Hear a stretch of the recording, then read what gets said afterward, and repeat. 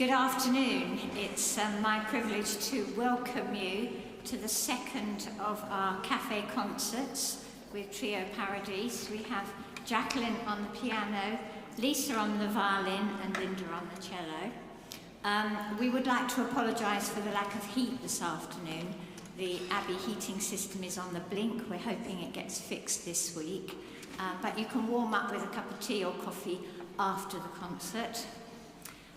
You probably know that tomorrow is International Women's Day, and so the theme of this afternoon's programme is Daughters of the Muse. All of the music you will hear has been composed by women. It's being played by women. We're having 3 poems read to you. 2 of them are by women. We have allowed 1 token man. The concert, as you know, is free, but there's a donation basket at the back because these wonderful musicians have to earn their living as well as giving us a great deal of pleasure. So I hope you enjoy the concert this afternoon. It's lovely to see everyone, and well done, because the weather is not great, is it?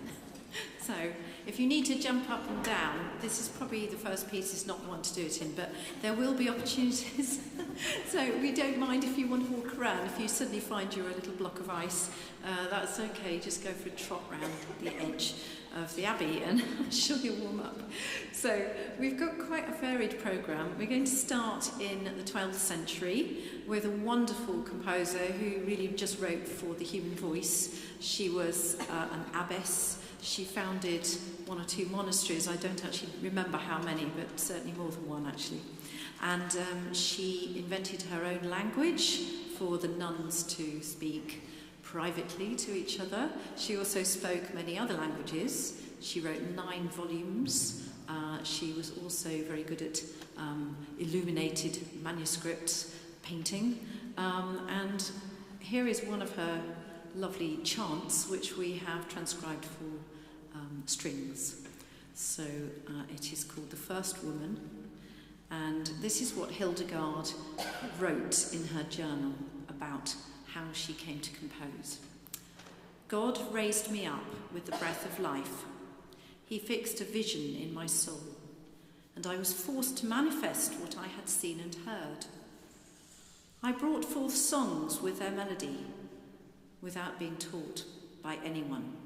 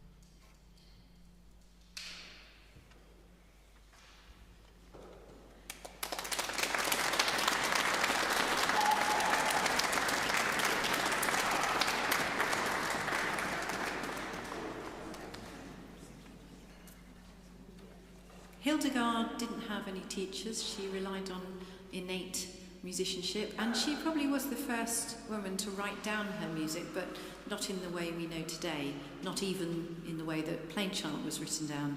She had lots of her own special symbols. Our next composer is a 20th century composer, really. She was born in 1887.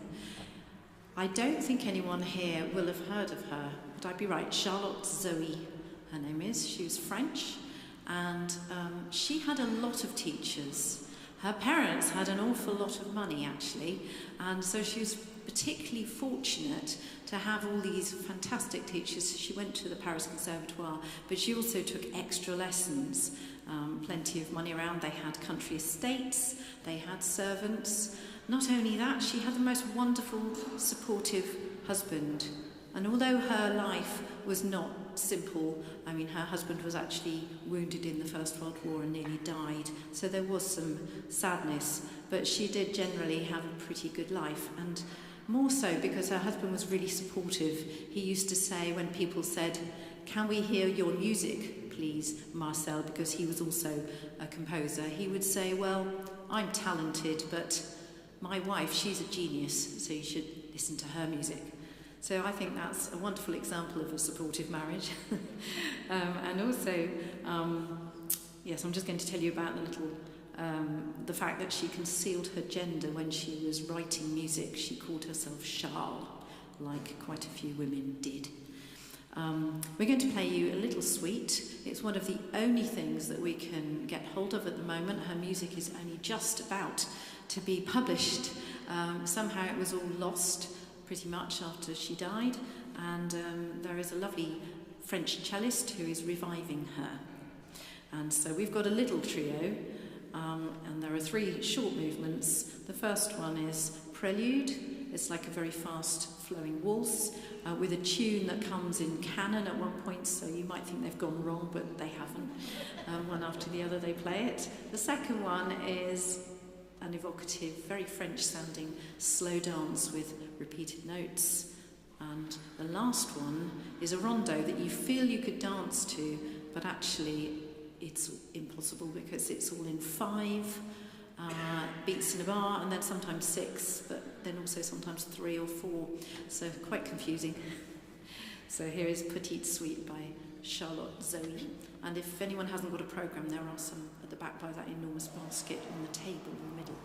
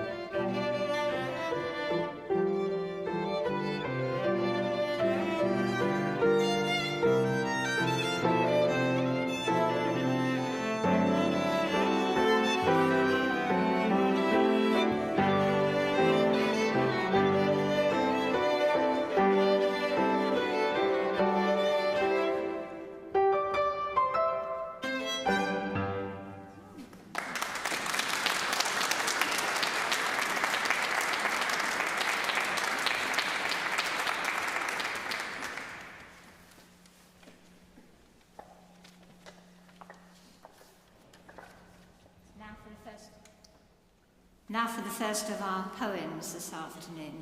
This poem is written by my daughter Catherine Venn, who is a poet, and perhaps the little girl Charlotte Zoe could relate to this poem. It's called The Lesson. Begin with scales. Each practiced finger follows on from its neighbour. And now your pieces. This is a subtle place where beauty's learned and tempered into skill.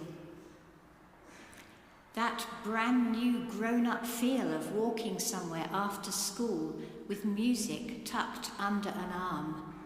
Clematis grows white and wide beside the door. Ring the bell. The door is opened and you step into a house with many rooms, wide stairs and sunlight, a place to listen and be listened to. Inside, the two pianos embrace, tucked into each other's curve. The room hums in readiness. Straighten out your dress. Sit down. Begin with scales. Each practiced finger follows on from its neighbour. And now your pieces. This is a subtle place where beauty's learned and tempered into skill.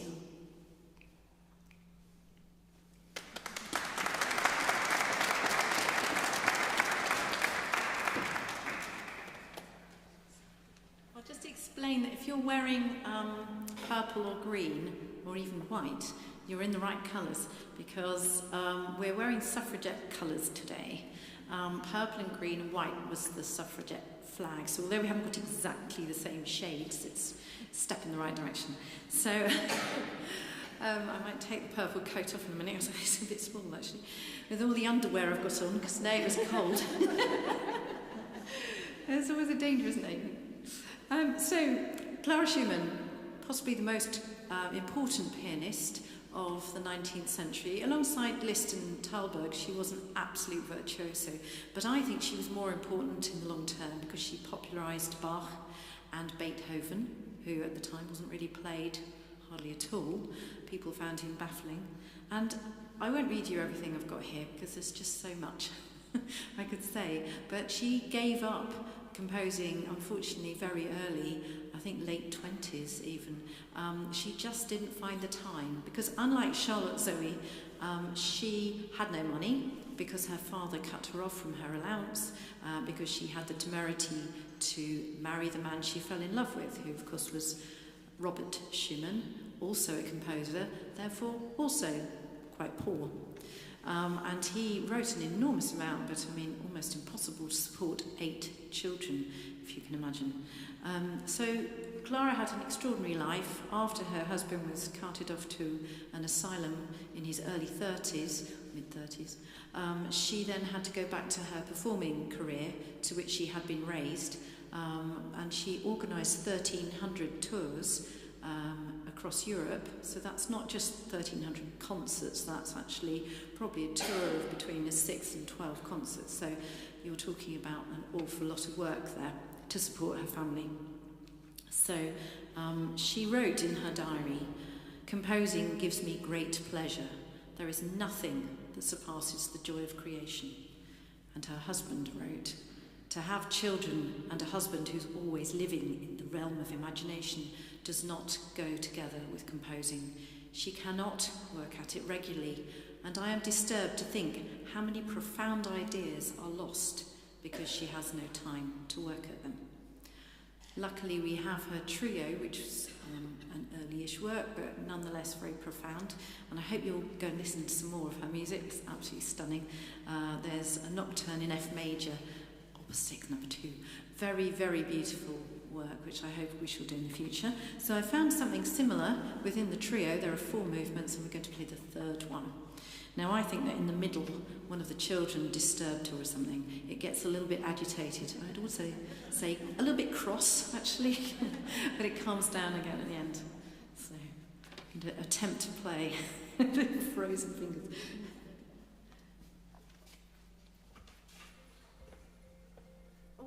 got your phone, do turn it off.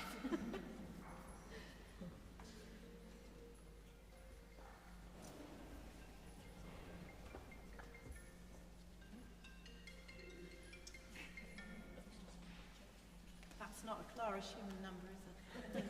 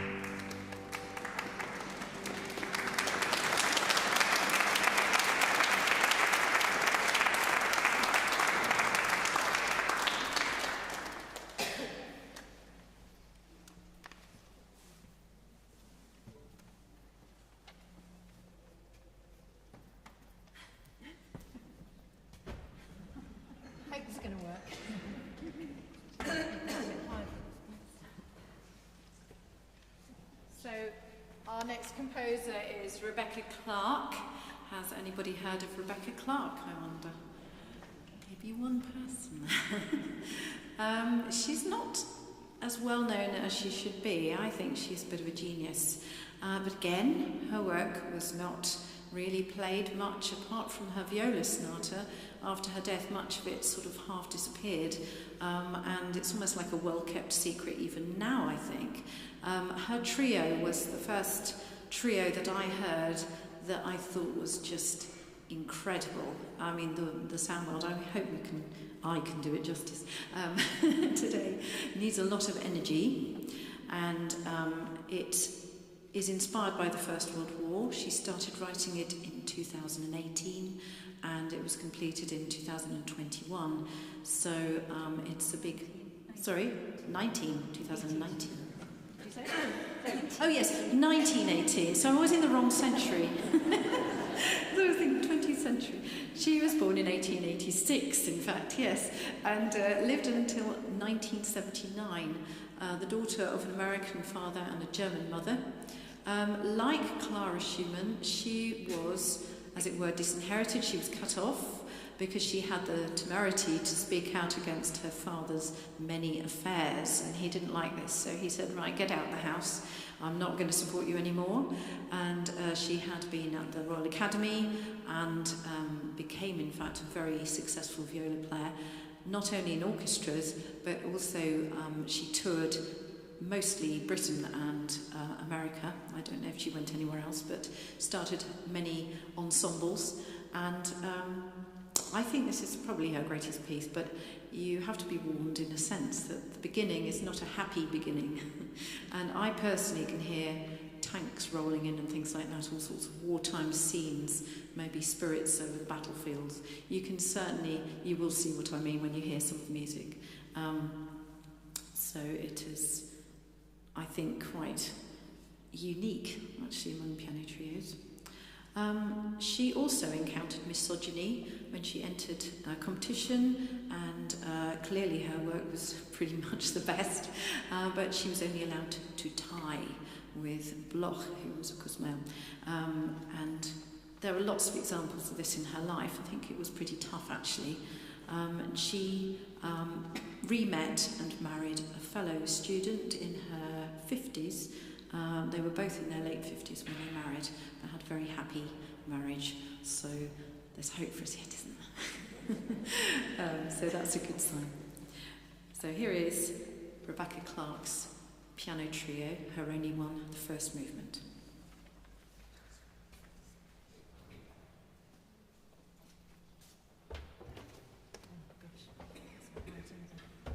I want a wobbly bit.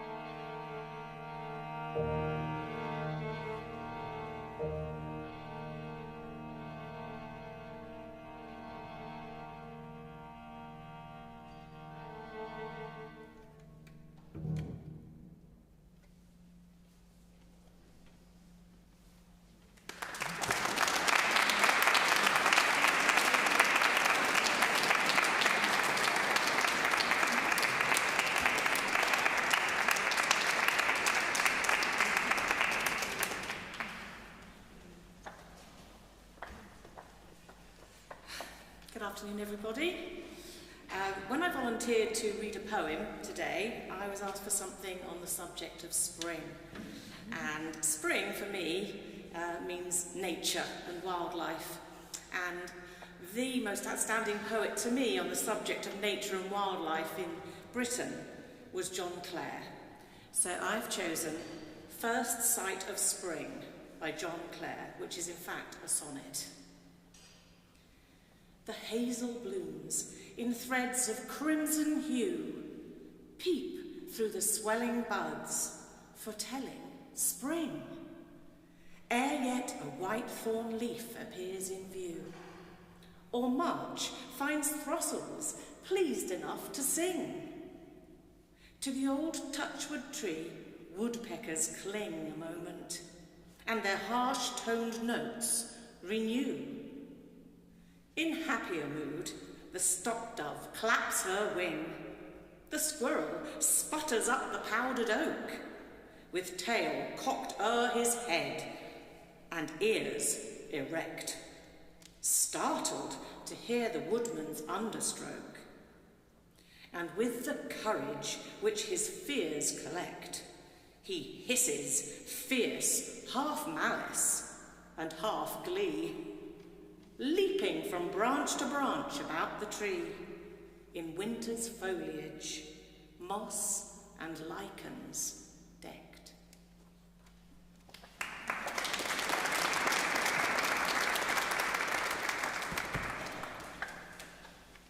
So it's like moving from winter of war, isn't it, into spring. We've got 3 pieces of music and another poem for you to bring you into a springy mood. And the first one is calm and peaceful. I think it's maybe the first rays of sun coming over the horizon. And I don't know very much about Helena Labushka, but she was Lithuanian and born in Vilnius. She studied at the Warsaw Conservatory with some unpronounceable teachers and continued her musical education in Leipzig, which means she was pretty good. But sadly died in 1920 in Moscow, and I have no other details, but that means she was only about 40 when she died. So if you are a pianist, there's a few of her piano pieces on IMSLP, and also some songs for singers, and they are about sort of grade 6 to 8 standards. So anyway, that's just by the by if you want to go and look at some things to play. So we're going to play her little piece called Spring Morning.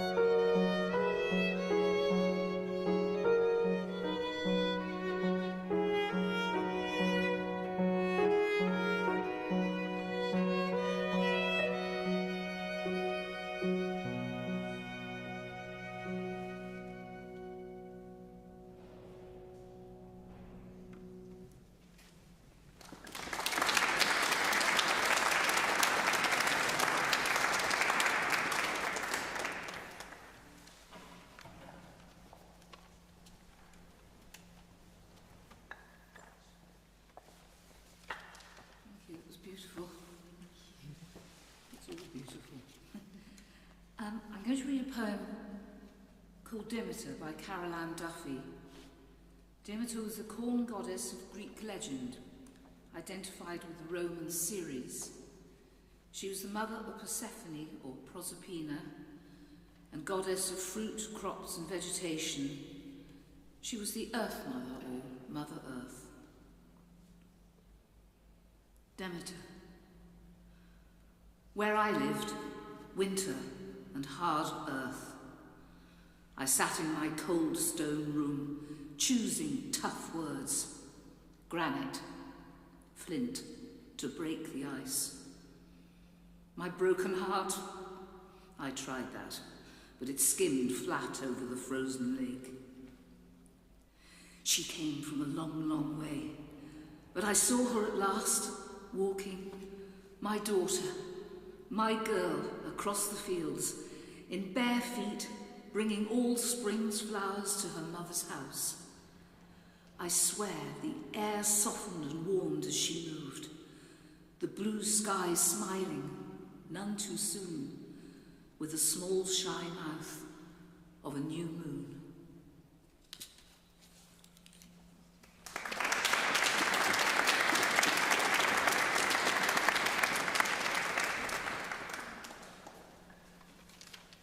Our next composer is Madeline Dring, and we've chosen one of her Shakespeare songs in which a lover and his lass get up to naughty things that you can imagine, I'm sure. And Madeline was a singer, and also she was an actress as well as a composer. She was married to an oboist, and if you want to listen to some more of her music, well, actually next month we're going to do another one of her songs in arrangement, one of the Betteridge songs. Today we're doing a Shakespeare one. But also there's a beautiful trio for flute, oboe and piano, which has the most sublime central movement, which we nearly played actually today because it's so beautiful, but we did it last September, so we missed it out. So we're going to play anyway. It was a lover and his lass.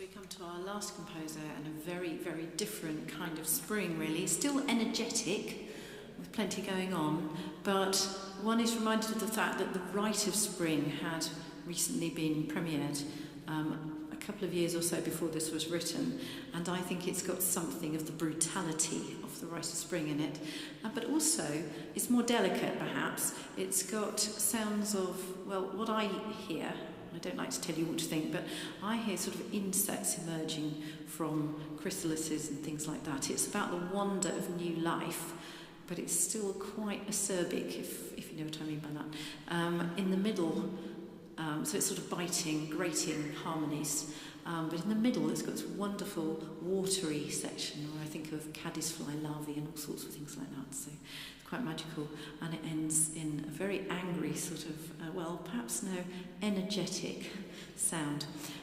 It's worth bearing in mind that Lily Boulanger only lived to the age of 24, so this is one of two pieces, Printemps, de Matin de Printemps, and D'un Soir Triste, which goes with it, which is just about the saddest thing I've ever heard, and not to listen to unless you really want a good weep, because I think that really is about the sadness of losing one's life so young. She knew that she hadn't long to live, but I think Printemps here, this shows you the energy that you can still have because of the imagination.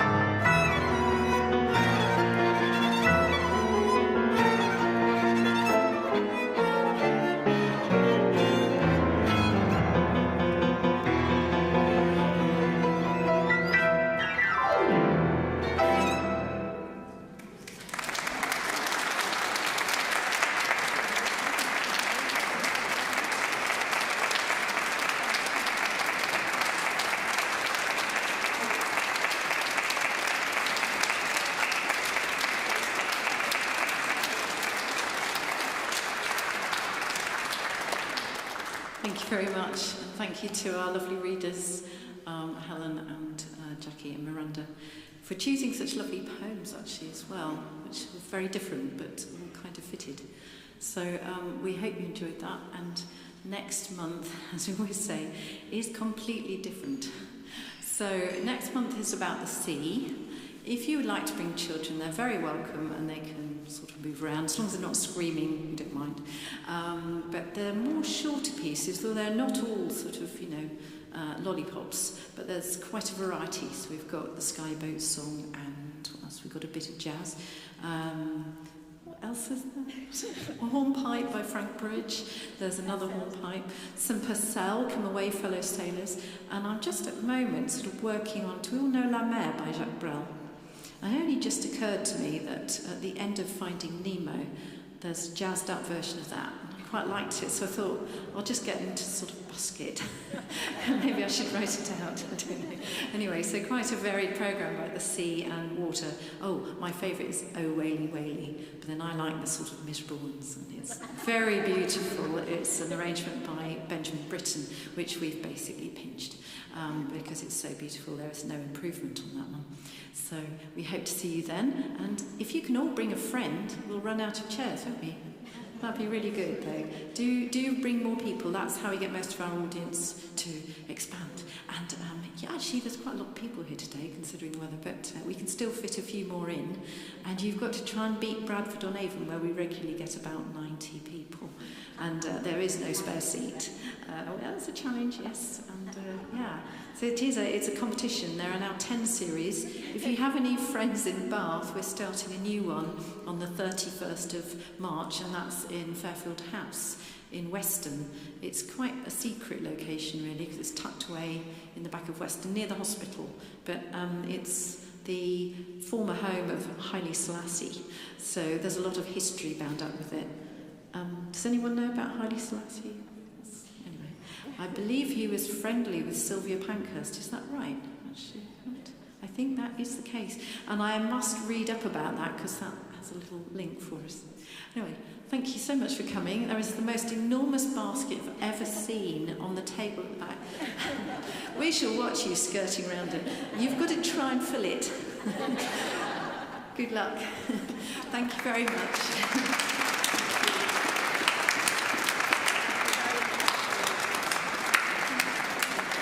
So I was just going to thank them again for a wonderful afternoon of music and for introducing us to so many wonderful women composers. Haven't we had a great afternoon? So do come back on the 4th of April for the sea-themed concert.